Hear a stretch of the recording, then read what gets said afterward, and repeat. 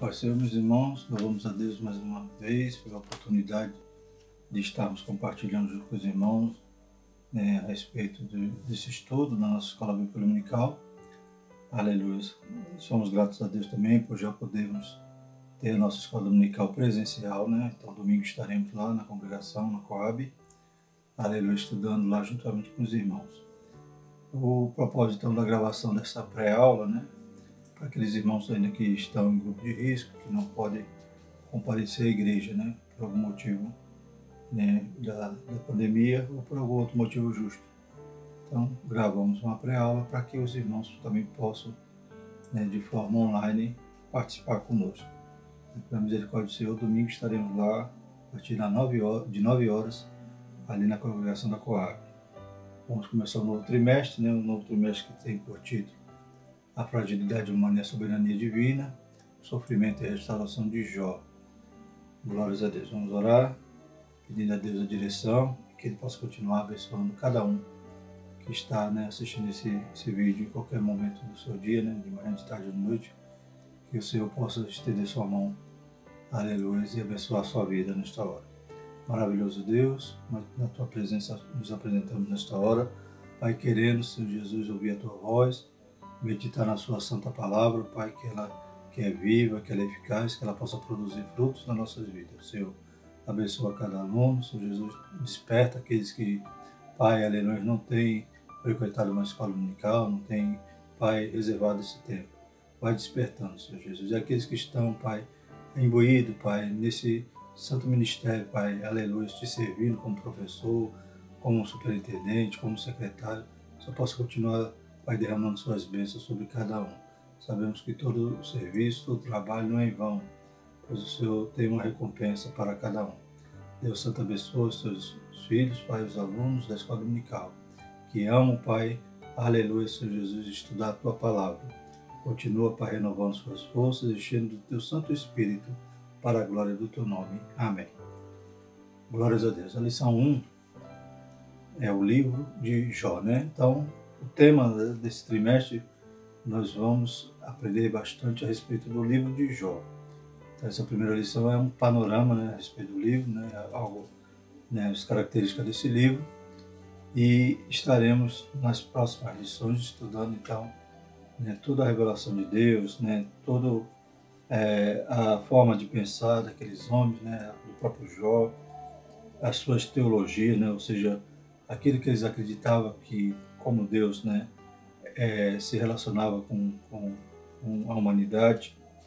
E vemos então que tudo isso foi registrado para quê? Para corrigir, para poder Deus, então, a partir do momento que Ele se revela, Ele dizer realmente como Ele é, como Ele se relaciona conosco.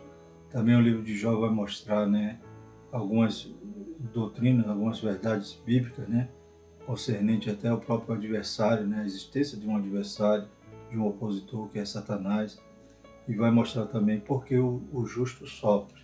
Então a gente vai estudar, vai ser muito rico esse trimestre. Um livro que muitas pessoas já leram algumas vezes, mas eu tenho certeza que ainda tem muita coisa para extrair desse estudo que teremos agora nesse trimestre. Então a lição de hoje vai falar mais de forma panorâmica a respeito das características do livro de Jó, para nós introduzirmos então esse tema. Glórias a Deus. O textual da nossa lição diz: eis que temos por bem-aventurados que sofreram. Ouviste qual foi a paciência de Jó, e vistes o fim que o Senhor lhe deu, porque o Senhor é muito misericordioso e piedoso. Então, voltando à temática, o tema da nossa lição do trimestre, então vai falar exatamente sobre isso, a soberania de Deus, Deus no controle de todas as coisas, Ele é misericordioso, Ele é piedoso, e da nossa fragilidade. Glórias a Deus. Verdade prática, o livro de Jó não é apenas uma preciosidade da literatura universal, mas, sobretudo, uma poderosa resposta de Deus para as grandes questões da vida. Então, a beleza do livro de Jó em relação ao seu estilo, aos seus poemas, ele não se trata, não se prende somente nisso, ele realmente é uma resposta de Deus, Deus se revelando de forma maravilhosa, E a gente percebe ali, quando a gente for estudar aqui né, o período, o tempo que esse livro deve ter sido escrito, né, quando Jó viveu, essas coisas, a gente percebe que Deus sempre, aleluia, em toda a história da humanidade, Deus estava, né, tomando conta de nós. Deus estava verdadeiramente, né, nos socorrendo, nos amparando, aleluias, e querendo ter, né, uma comunhão com o homem. Glórias a Deus. A gente percebe aqui, né, alguns detalhes aqui da vida de Jó, né, que a gente vai estudar em outras lições, mas percebemos que Jó, né, mesmo sem lei, sem a lei ainda, né, mesmo sem, ou conforme nessa própria lição vai tratar, né, mesmo alguém achando que Jó, como Satanás achou, né, que Jó só era fiel, só adorava a Deus porque tinha as coisas, né, porque tinha tudo, né, a gente percebe que Jó não, ele tinha realmente o desejo de adorar o Senhor, né, e como ele mesmo diz, né, Deus deu, Deus tomou, mas bendito seja o nome do Senhor. Então é tremendo, irmão. Esse trimestre nós teremos, né, e enriqueceremos muito a nossa fé, né, com esses conhecimentos a respeito do livro de Jó. Glórias a Deus. Leitura diária na segunda Timóteo 3,16, toda a escritura é inspirada para a instrução. Terça, Tiago 5,11, quem persevera na fé é bem-aventurado em Deus. Na quarta, Ezequiel 14, de 14 a 20, Deus tem compromisso com o justo. Na quinta, Jeremias 20, de 14 a 18, Deus não tem compromisso com os injustos. Sexta, Salmo 8,4, Deus contempla o ser humano, embora este seja finito e frágil, né? E no sábado, Isaías 59,4, a realidade da injustiça e da iniquidade da terra. Glórias a Deus. A leitura em classe, estaremos lendo 3 livros, né? 2 Timóteo, versículo 3,16, capítulo 3, versículo 16, Ezequiel, capítulo 14, os versos 14, versos 19 e 20, e Tiago, capítulo 5, versículo 11. Então vamos fazer a leitura em classe. 2 Timóteo 3, toda a escritura divinamente inspirada é proveitosa para ensinar, para redarguir, para corrigir, para instruir em justiça. Ezequiel 14, versículo 14. Ainda que estivesse no meio dela 3 homens, Noé, Daniel e Jó, eles pela sua justiça livrariam apenas sua alma, diz o Senhor Jeová. Versículo 19. Ou se eu enviar a peste sobre a tal terra, e derramar o meu furor sobre ela com sangue, para arrancar dela homens e animais, ainda que Noé, Daniel e Jó estivessem no meio dela, vivo eu, diz o Senhor Jeová, que nem filho nem filha eles livrariam, mas só livrariam a sua própria alma pela sua justiça. Tiago 5,11. Eis que temos por bem-aventurados que sofreram. Ouviste qual foi a paciência de Jó, e viste o fim que o Senhor lhe deu, porque o Senhor é muito misericordioso e piedoso. Glórias a Deus. Aqui eu interagindo com o professor, né, destacamos esse ponto.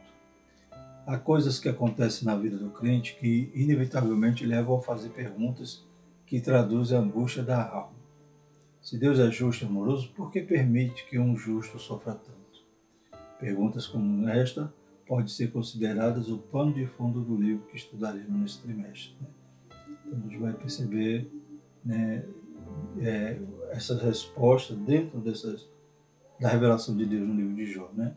Então a gente vê essa teologia, né, contrariando a modernidade, que as pessoas acham que, né, a partir do momento que aceitam Jesus, vive um mar de rosa, ou começam a prosperar, ricar, ou nunca adoecer, né, situações que são contrárias, né, então aquilo que realmente vivemos, como o próprio Jesus disse, no mundo tereis aflição.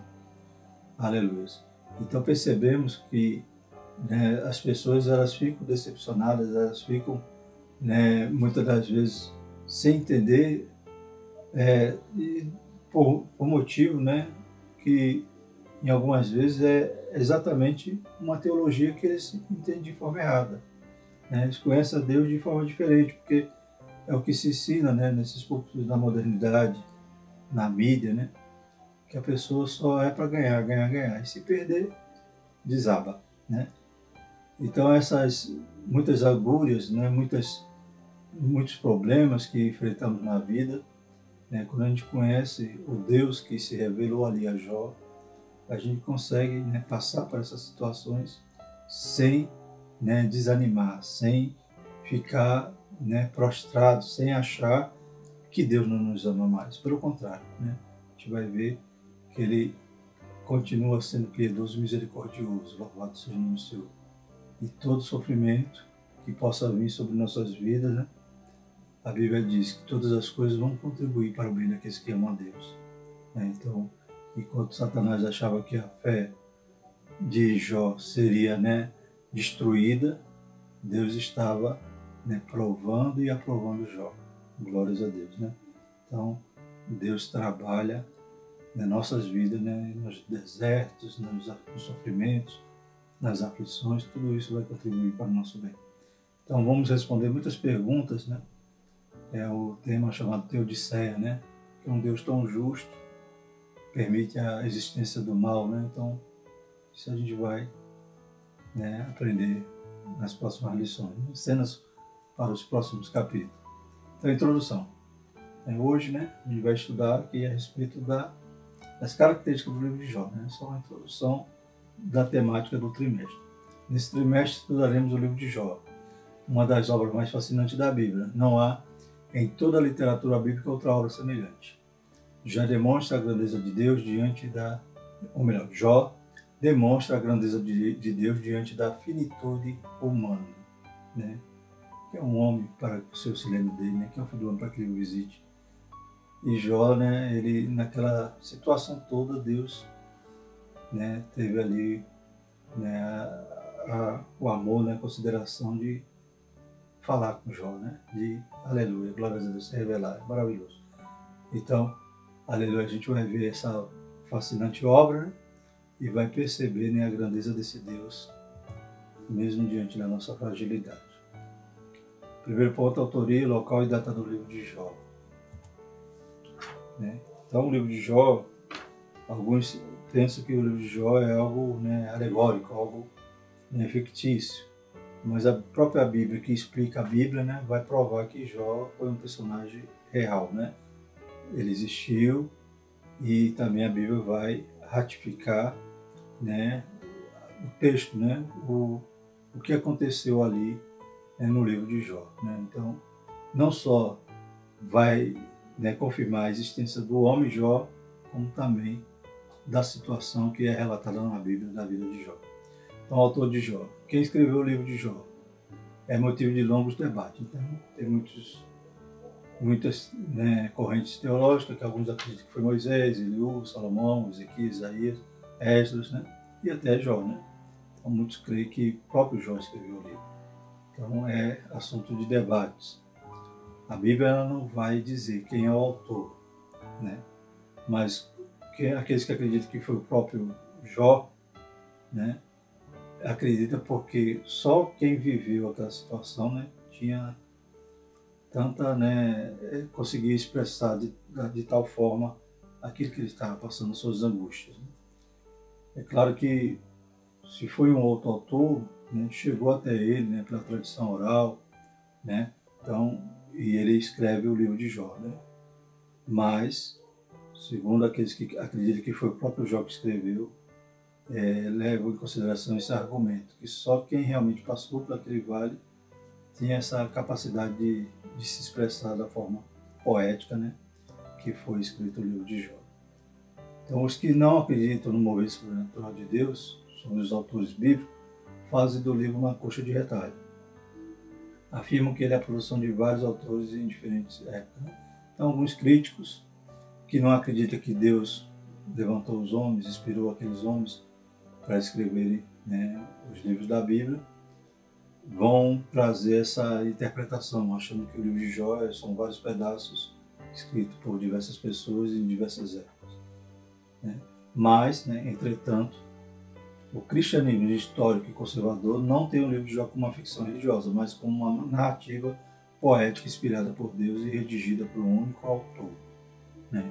Então, os críticos acreditam que ali foi pedaços, né? Uma coxa de retalho. Mas a igreja, né? Os conservadores, aqueles que o cristianismo histórico acredita que essa narrativa poética foi inspirada por Deus e foi escrita por um só autor. Né? muito provavelmente o próprio Jó. Mas não tem consenso, né, como a gente já falou.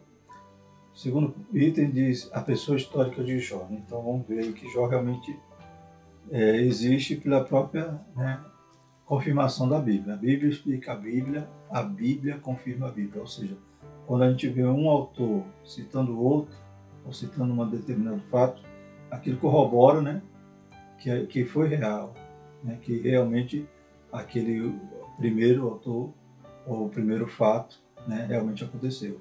Então a gente vê Jesus, né, confirmando Noé, confirmando Sodoma e Gomorra, né, Jonas, né, então o próprio Jesus está ratificando o Antigo Testamento, ratificando esses homens, né, e esses fatos.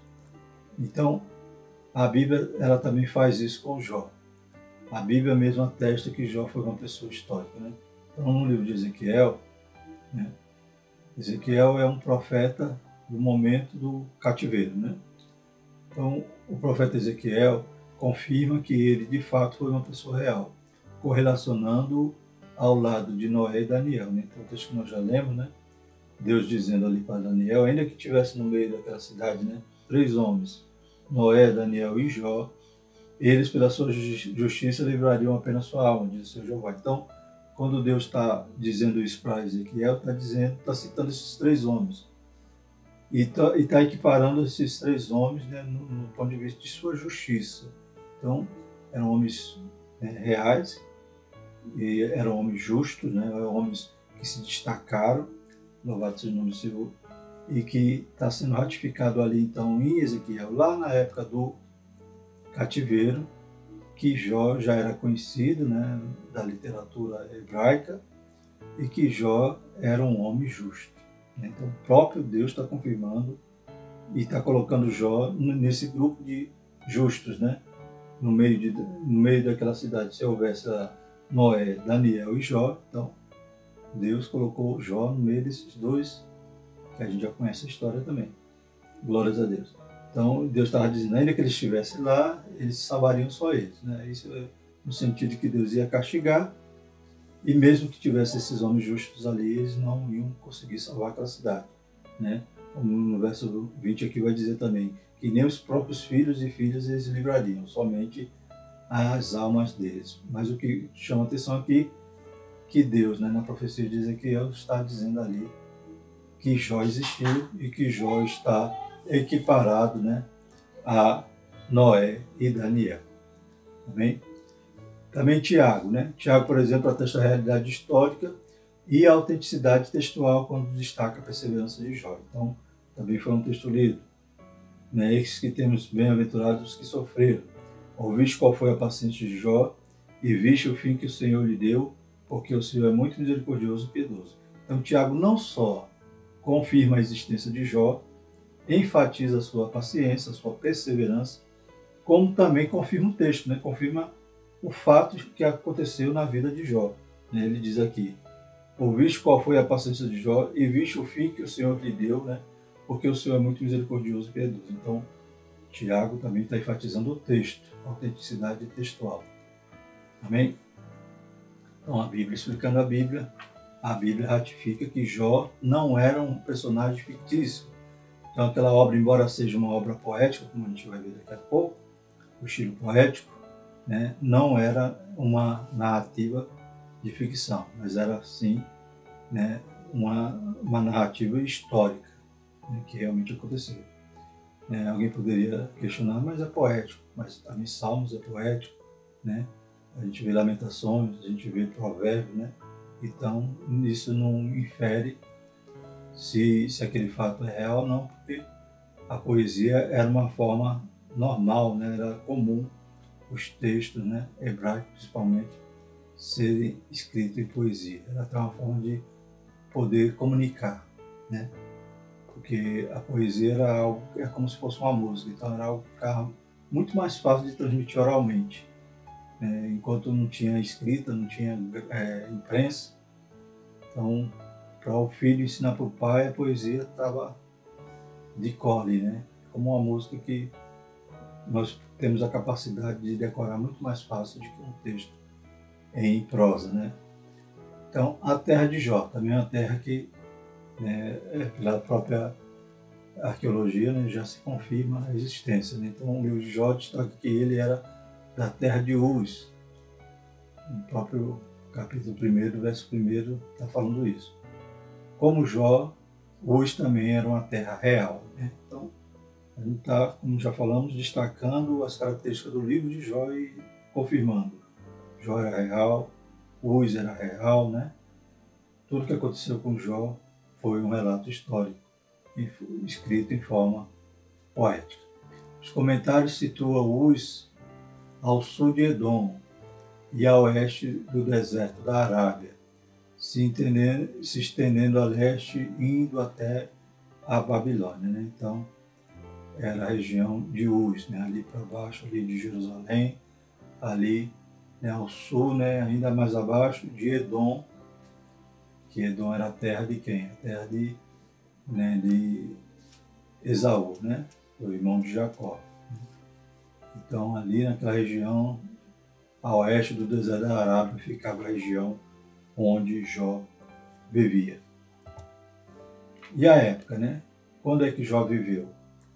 A maioria dos comentaristas, né, citou os fatos narrados do livro de Jó dentro do período patriarcal. Né? Então, se não for ver Chaplin, né, o D.L. Moody, né, todos eles vão trazer essa informação, né, que provavelmente Jó viveu na época do período patriarcal, né, provavelmente em 2000 a.C. Né? Eu vi até um comentário que dizia que havia escrituras, ou havia, né, outros escritos extra-bíblicos que citavam Jó, né, e dessa época, 2000 a.C. Né? Abraão viveu em torno de 1900 a.C. Então, alguns situam o período de Jó ou antes de Abraão ou logo após Abraão. Então, naquele meio ali de 2000 a 1900. Alguns fatos, né, contribuem para esse entendimento. Então, a gente pode também extrair essa informação, né, ou esses argumentos no próprio texto de Jó. O que nos pode trazer essa, né, essa informação, essa direção de quando foi escrito mais ou menos o livro? Primeiro, né, o sacerdócio como instituição ainda não existia, visto que Jó era o sacerdote de sua própria casa. Né? Então, isso indica que foi escrito antes de Moisés. Né? Porque Moisés, aí vem a lei, aí vem o sacerdócio, mas na época de Jó não havia instituído então a ordenança sacerdotal da linhagem de Arão, nada disso.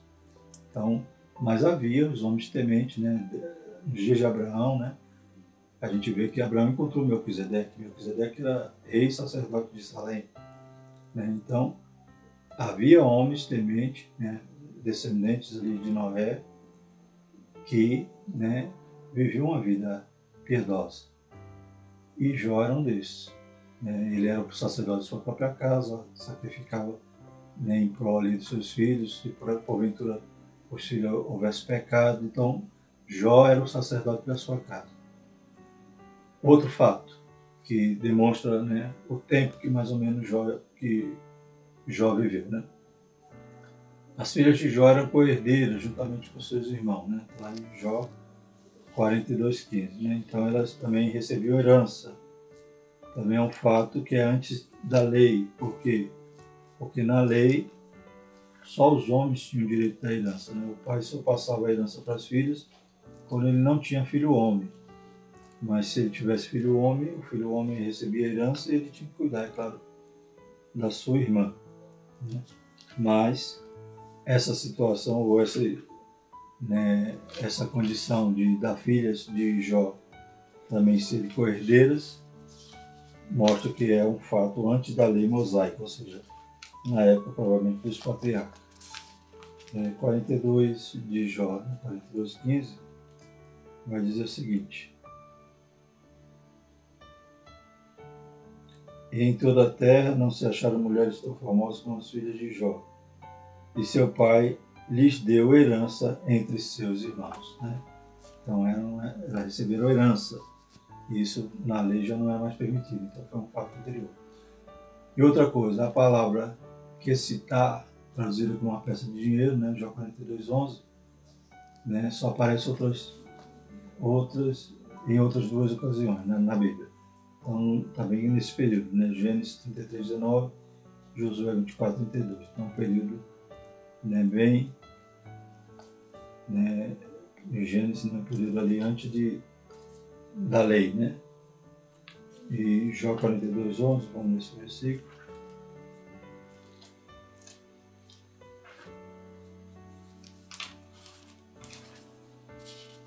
Eu aconselho os amados irmãos lerem o livro de Jó durante esse trimestre, né? Para que fixe bastante, né, os ensinamentos. Então vieram a ele todos os seus irmãos, todas as suas irmãs e todos quantos antes conheceram, comeram com ele pão em sua casa e se condoeram dele, e o consolaram de todo o mal que o Senhor lhe havia enviado. E cada um deles lhe deu uma peça de dinheiro, e cada um pendente de ouro, né? Em Gênesis 33:19.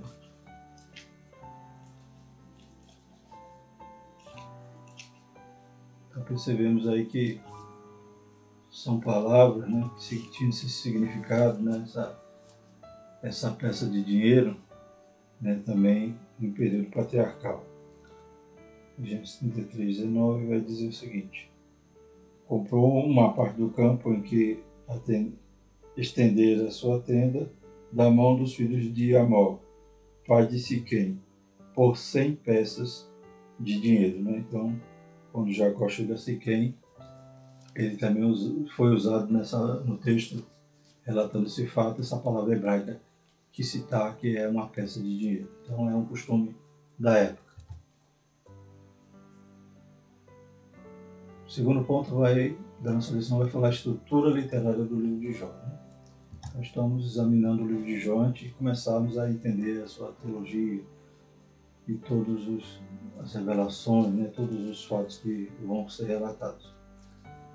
Primeiro, qual era a estrutura do livro? Então era prosa e poesia, né? O leitor que deseja ler o livro de Jó precisa dar-se conta de que diante dele há uma obra de natureza poética. Como já falei, era comum muitos textos, muita parte da escritura ser escrita nesse estilo, né, de poesia. O texto é uma combinação de prosa, poesia e prosa. Então a gente vê que começa com prosa, né, começa relatando fatos, depois vem uma longa poesia no meio e termina com prosa, relatando lá, né, então fazendo o epílogo, né, do livro em forma de prosa. Então a gente vê essa estrutura, né? Prosa, depois vem poesia, boa parte, e no final prosa de novo. E no texto em poesia há a seguinte organização, né? Então, a parte do meio, a poesia, né? A gente está vendo só a estrutura agora, né, do livro. Então, a poesia vai ser composta de um monólogo feito por Jó, né? Jó se lamentando ali, né? Falando, né, em forma de monólogo.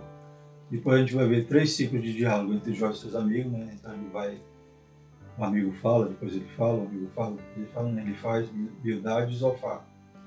E depois 4 outros discursos de um quarto amigo jovem, né? Eliú. Então, na realidade, tinham 4 amigos que estavam ali com Jó, né? Talvez Eliú chegou por último, mas havia ali os 4 e existe o diálogo dos 4 no livro. Na sequência, então, vem a revelação de Deus, onde ele manifesta o seu poder e graça. E no final, né, dessa parte da poesia, vem a humilhação de Jó diante da revelação divina e sua restauração completa. Então, essa é a estrutura do livro. O que mais a gente encontra no livro, né? Figuras de linguagem. O que é figura de linguagem? Né? Metáforas, né? E outras figuras que vão enfatizar, né, o texto, né? O autor almeja, né, que o texto não seja colorido, ao invés de preto e branco. Então, uma metáfora para poder, né, fazer com que aquele texto chame a atenção, que ele fique enfatizado, né, como diz aqui na lição. Então, 3, né, o livro é rico em metáforas. Esse recurso estilístico é usado pelo autor bíblico quando ele quer dar mais expressividade e maior vivacidade ao texto, né? Então, ele quer que o texto seja destacado e a metáfora, né, vai servir para isso. O que é metáfora? Você usar uma palavra representando, né, uma outra situação, uma outra palavra. Vamos ver aqui. Por exemplo, ele diz ali, né, ele usa a figura do vai e vem do tecelão para demonstrar a brevidade da vida, né? E outros capítulos aqui, por exemplo, Jó, capítulo 7, verso 6, vamos ver uma metáfora aqui que é usada. A metáfora é uma palavra para substituir com outro significado, né? Os meus dias são mais velozes do que a lançadeira do tecelão e perecem sem esperança, né? Então, quer dizer que é rápido, né? Do mesmo jeito que o tecelão está ali fazendo, né, fazendo seu terrar ali, fazendo tecido, né, melhor dizendo, aquela velocidade ele comparou com a vida, né? Jó 7,7. Lembra-te de que minha vida é como um vento, os meus olhos não tornarão a ver o bem. Então, compara a vida com o vento. 7,9, compara com a nuvem, né? Tal como a nuvem se desfaz e passa, aquele que desce à sepultura nunca tornará a subir. 8,9, né? O que mais? Ele vai comparar também como sombra, né? Porque nós somos de ontem e nada sabemos, enquanto nossos dias sobre a terra são como a sombra. Uma corrida, uma águia, uma flor. Então ele vai comparar, né, a brevidade da vida, né, a fragilidade da vida, alguns termos, umas palavras chamadas metáfora. Ele utiliza uma palavra para significar, para enfatizar, né, aquele sentimento que ele está tendo. Nosso terceiro ponto fala sobre a natureza e a mensagem do livro de Jó. Então a gente vai fazer esse panorama breve aqui, mas é claro que a gente vai estudar isso direitinho durante todo o trimestre. Então, uma das questões é por que o justo sofre, né? Algumas das questões mais importantes levantadas no livro de Jó são eminentemente de natureza teológica e também filosófica, né? Então a gente vai destrinchar isso melhor durante o trimestre. A questão do sofrimento do inocente é a principal delas. Por que sofre o justo, ou ainda por que os ímpios prosperam enquanto o justo sofre, né? Então, a gente vai perceber essas verdades sendo esclarecidas durante a leitura do livro. Interessante que os amigos de Jó e o próprio Jó, eles pensavam que Deus, né, eles criam uma teologia de retribuição. Ou seja, se a pessoa estava com prosperidade, né, estava rico, estava com uma abastança de bens, Deus estava pagando, estava retribuindo, porque ele era justo. Se a pessoa estivesse doente ou fosse pobre, então ele estava pagando seus pecados. Então o sofrimento naquela época, eles acreditavam que o sofrimento era uma retribuição da forma como eles estavam vivendo. E isso Deus vai também, né, aqui na lição vou dizer que o livro de Jó é além do seu tempo, porque Deus vai se revelar e explicar que não é assim o negócio, né? E hoje, infelizmente, os homens voltaram à teologia da retribuição, né? Chamada hoje de teologia da prosperidade. O crente não pode adoecer, porque doença é maldição. O crente não pode ser pobre, pobreza também é maldição. E se ele está vivendo essas situações de dificuldade é porque ele está em pecado. A gente vai ver que a Bíblia não diz isso. Então, um dos livros mais antigos da Bíblia, né, provavelmente ele foi é o mais antigo da Bíblia, ele vai nos mostrar uma verdade que até hoje os homens teimam em errar, em achar que, né, que só a prosperidade representa, a prosperidade financeira representa a bênção de Deus. Só a misericórdia, né? Infelizmente os homens continuam errando dos erros passados. Ao longo dos anos, tantos teólogos quanto filósofos têm procurado dar explicação para esse dilema humano. No contexto de Jó, a ideia que prevalece é de que somente os maus sofriam, em consequência dos seus pecados. Se havia sofrimento, era porque havia culpa do sofredor. Nesse aspecto, ao longo dos seus 42 capítulos, o autor procura demonstrar um novo olhar sobre essa questão. Bem, isso nós vamos estudar. Então a gente vê que os amigos dele vieram acusar ele, né, dizendo: você está nessa situação porque você tem algum pecado, está escondido aí, confessa seu pecado, né? E a gente sabia que não era assim, né? A gente sabia conhecendo a história, a gente sabe que eu fui o acusador, né, o nosso adversário que foi lá e disse para Deus, né, ele só é fiel porque tem tudo. Deixa eu tocar para ver se ele não te nega, né? E Satanás foi derrotado nessa questão. Então existe bondade desinteressada, né? É outra né, questão que a gente vai resolver também no livro de Jó. Para muitas pessoas, qualquer prática religiosa não passa de barganha. Essa era também a tese do diabo. Então alguém acha que pode até cobrar Deus, né? Porque é religioso, né? E algumas pessoas acham que é assim, você faz e Deus te dá, né? É igual hoje em dia também essa teologia da prosperidade, é você lança semente de R$1.000, lança semente de 10 mil, que você vai recuperar. Então, barganha, né? E até Satanás achava isso, pois achava que Jó só era fiel porque tinha tudo, né? Então, é a tese do diabo. Satanás estava disposto a apostar que a espiritualidade de Jó não subsistiria a uma prova de fogo. E a gente vê que Jó não era fiel, não era temente só porque tinha os bens. Pelo contrário, né? A gente aprende muito com Jó, né? Embora a gente vai ver que ele teve seus dilemas, né? Teve suas angústias, mas normal de qualquer ser humano. Mas em tudo isso, né? Ele não pecou, ele não blasfemou contra Deus. Então, existe a bondade desinteressada? Existe, né? Só que para Satanás, não. Qualquer um que adora a Deus é porque está esperando alguma coisa em troca. Pode o homem compreender Deus, né? Outra questão, né? Pode o homem compreender Deus, né? Como diz um hino, né? Ninguém explica Deus. Será, né? Os últimos capítulos de Jó mostram o impacto que a revelação divina tem sobre os homens. Jó é totalmente transformado quando contempla a majestade do Senhor. A questão para Jó não foi tanto o entender Deus, mas o experimentar. Glória, né? Aleluia. Então Jó não precisou explicar Deus, mas ele provou de Deus, ele experimentou, ele teve experiência com Deus. Glórias a Deus. Porque outrora só o ouvido ouvia falar, ou seja, ele só conhecia de forma teórica, Deus se revela para ele de forma maravilhosa. E ele agora fala, agora eu quero questionar Deus, você me responde.